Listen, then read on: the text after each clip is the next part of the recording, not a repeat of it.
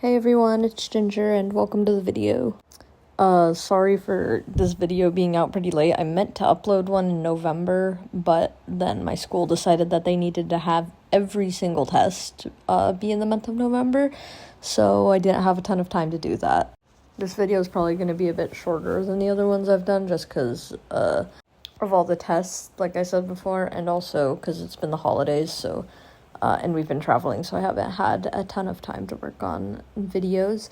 I'm actually doing this the day after Christmas, after getting back from a trip, because I don't know when the next time I'm going to be able to record for a video is. But enough of my rambling, I'll start with the video. So what I chose to do for this video is to talk about some alternatives to using AI, because in case you didn't know, I don't like AI at all. It's not good, especially for art. And so for that, I decided in the background to be redrawing an AI generated character sheet or character. I've seen some other people doing this, and I thought it might be fun. Originally, I was gonna do like 3 characters, but again, didn't have a ton of time. But I thought this character looked cool to do, so I decided to draw her instead. Now on to what I actually want to talk about in this video. As I'm pretty sure pretty much everyone watching this video knows, AI is becoming a major part of our lives, which isn't necessarily a good thing, especially when talking about art. AI is putting real artists out of jobs, and it's also kind of allowing people to just not have to learn like how to do art. I think a lot of it sort of comes from a sense of entitlement to like thinking, oh, I feel like I'm entitled to have art without having to learn or having to pay people. Now some you might be thinking, oh, it's okay if I use AI for some art though, because I'm just doing it to get a sense of what a character I have could look like, or to help me come up with ideas for drawing. And I think this excuse is just kind of dumb. Sorry for saying that might be a bit harsh, but I do think it's not really a good excuse, especially because you're still doing harm to the environment. AI tends to use a lot of water, that is used to cool down its physical servers. How much water it's actually using is pretty difficult to find out, because you can skew the numbers one way or another just depending on how you're counting things. There's actually a really good video by Hank Green that I might link in the description, because he does a really good job at explaining it. But I digress. Either way, I think it's not really good to use AI, especially for art. Again, I think art is such a human thing, and that we shouldn't be leaving it to a pattern recognition software, because ultimately that's all AI is. Now, here are some resources that I think might be good to use instead of using AI. This is specifically for art. I'm sure there's other great things for like studying, obviously just like Googling things, but if you want to learn about other things, I'll try and find some videos and link them in the description, but this is just going to be about art. The first thing I have to recommend is for just trying to see like how your character might look. Maybe you're not the best artist and you don't have enough money to pay an actual artist or commission them. A really good way to do this instead of asking AI to do it is by just using good old-fashioned dress-up games. There's a ton of dress-up games online. There's obviously like Gacha Life and stuff, and then there pretty much just Google dress-up games. You'll find a lot. My personal favorite is P-Crew.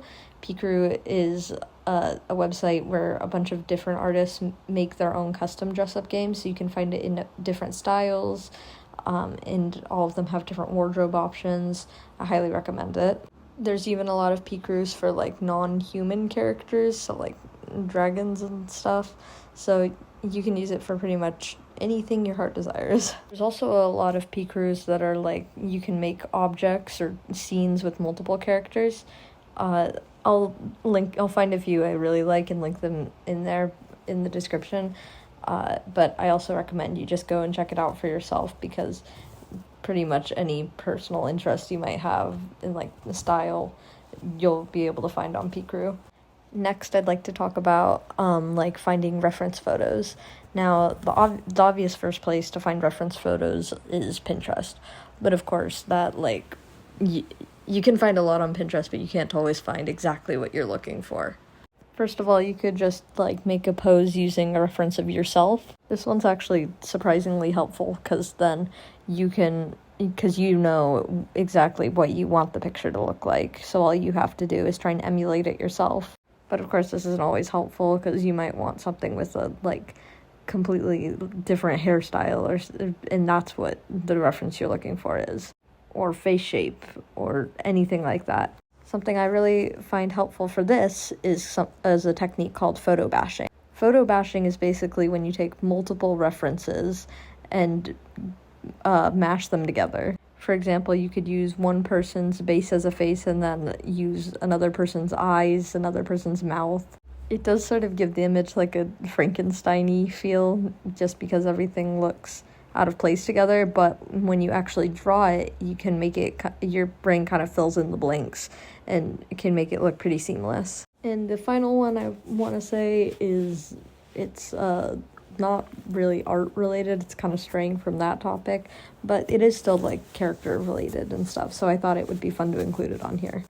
I've seen a lot of people use apps like Character AI to try and roleplay to see, for example, like if they're writing a fan fiction or something, to see how the character might react or interact with certain characters. They might also do this with their own OCs, and I definitely agree. It's very hard to like meet people on the internet. I feel like we're all becoming so isolated, and I can't imagine that AI would probably be an easy solution to this. But something better I found is actually something I got quite recently, which is called OC Social Network. Basically what this is just an app where other people can roleplay as their own OCs or fictional characters from other media. It's actually pretty fun. I always like to think about what my characters might be like on social media or interacting with other people, and this is a really good way to find out other than just in your mind.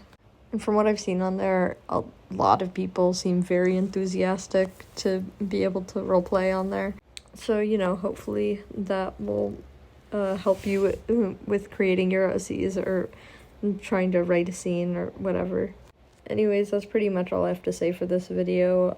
It was kind of shorter than most videos I put up. Well, not that much shorter, but yeah, I hope you guys enjoyed it. I hope it helped you with creating your characters, creating your art, anything like that, and I hope my ultimate goal is to convince at least one person not to use AI and use one of these instead. So yeah, I guess I'll try and be posting a longer video in January. I'm already working on it. Also, sorry for the quality of the drawing in this, of the playback for the drawing in this. I didn't realize that Procreate had set my time-lapse settings to pretty much the lowest possible. You might also notice that at the beginning of the next video, but I fixed that for the next part. So yeah, happy 2025, end of 2025 if I am able to release this before then, and if not, happy 2026. Bye!